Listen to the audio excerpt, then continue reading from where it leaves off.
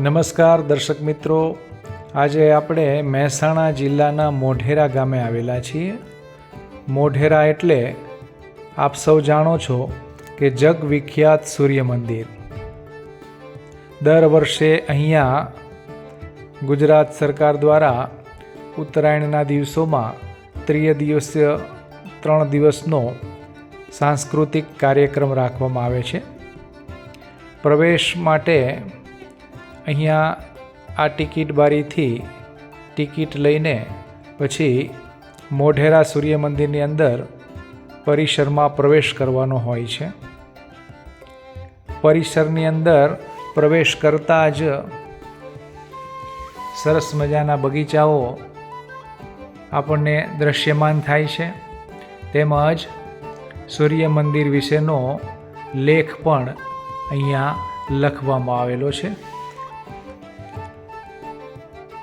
તો હવે ચાલો આપણે સૂર્ય મંદિરની મુલાકાત લઈએ.